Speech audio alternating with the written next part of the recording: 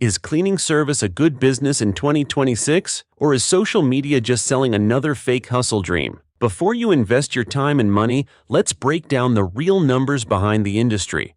The honest truth isn't about getting rich quick. It is about understanding the margins, the labor, and the evolving market. Today, we are going to do exactly what we do best: the math behind the business. We will break down the low startup costs, compare the math of residential versus commercial cleaning, and reveal the realistic profit you can expect in today's economy. The setup costs, the low entry math. Let's start with positive math. One of the biggest reasons people choose this industry is the low barrier to entry.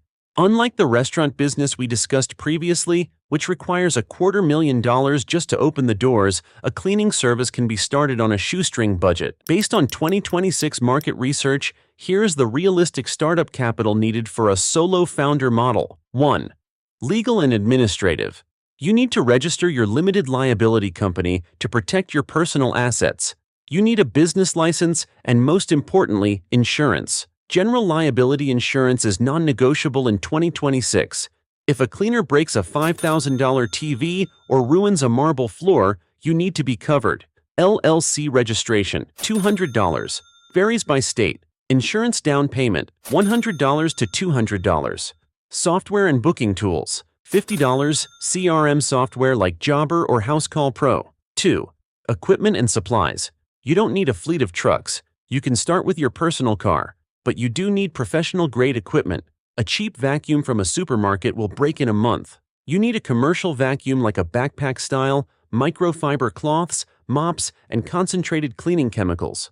Equipment package, $500 to $800. 3. Marketing. In 2026, you cannot just put flyers on telephone poles. You need a Google business profile, a simple website, and a budget for local ads or lead generation platforms. Initial marketing budget, $300 to $500. The total startup math: legal and insurance, $300. Equipment, $600.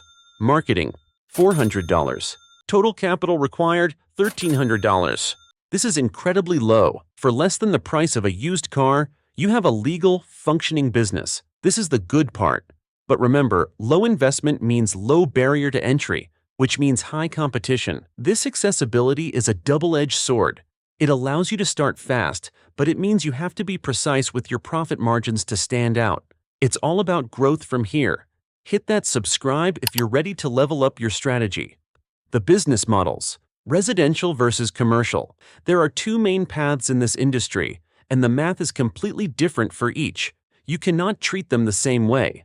Path A. Residential cleaning homes. This is cleaning houses, apartments, and Airbnbs. The price. You charge by the hour or by the square foot. In 2026, the average rate in the US is roughly $50 to $90 per hour for a team of 2. The frequency. This is the bread and butter. You want recurring clients, weekly or bi-weekly cleans. The math. Average house, 2,000 square feet. Time to clean, 3 hours with a team of 2. Charge, $180. The challenges. Residential clients are picky. They are in the home while you work. They might cancel if they lose their job. The emotional labor is higher. Path B. Commercial cleaning offices and stores. This is cleaning office buildings, medical clinics, or retail stores. The price. You usually bid on a monthly contract. It's not about hours, it's about square footage. The frequency. Usually nightly or 3 times a week. The math. Average small office, 3,000 square feet. Rate, $0.15 per square feet per month. Monthly contract value, $450 per month. The challenges. The margins are tighter per square foot. You often work at night. However, the contracts are stable. An office building rarely fires their cleaner unless they are unhappy. The profit margins, the real numbers. Let's get to the honest truth about profit. How much can you actually make? Scenario 1. The solo cleaner. You do the work. You are the cleaner, the marketer, and the accountant. Revenue. You work 30 hours a week cleaning. At $60 per hour average, you generate $7,200 a month. Expenses, supplies and gas, $300.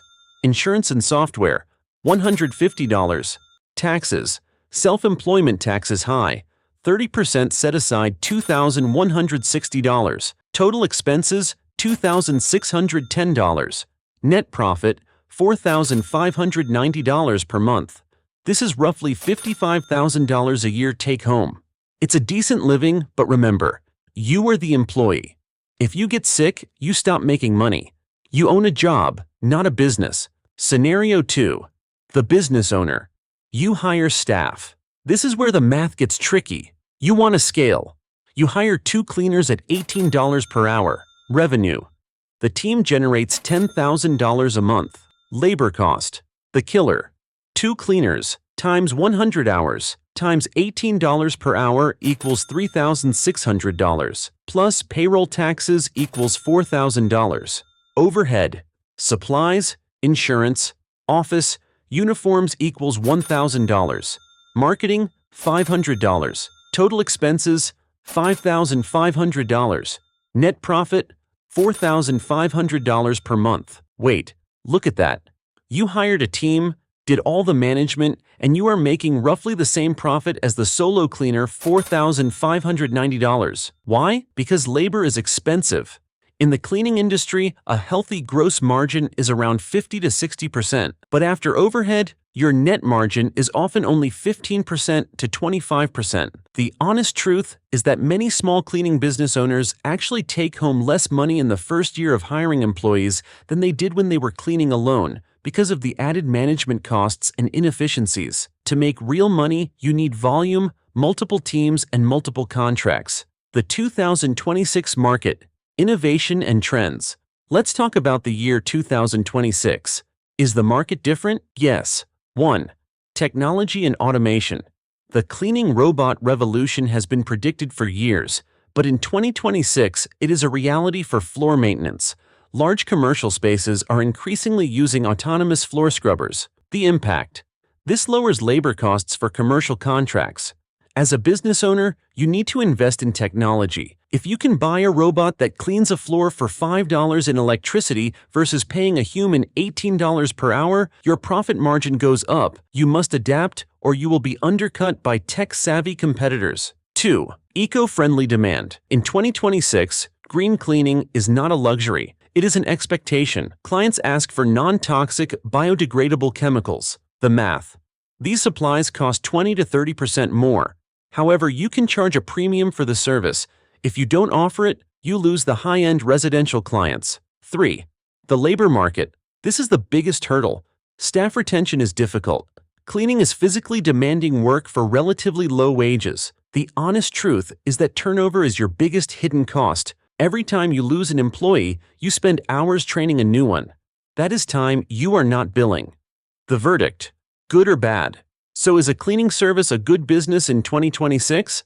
It is good because recession-resistant. Even in a bad economy, people need clean homes and offices. It is a necessity, not a luxury toy. Recurring revenue. You don't have to hunt for new customers every month. A subscription model, weekly cleaning creates a predictable cash flow that most businesses dream of. Low barrier.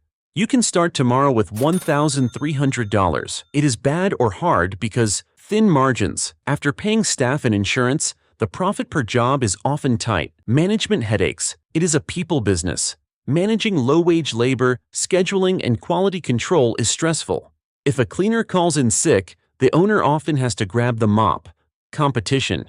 Because it is easy to start, everyone is doing it. You are competing with people who will work for $15 per hour illegally, undercutting your prices. The final conclusion. If you are looking for a passive income stream, this is not it. It is active, gritty work.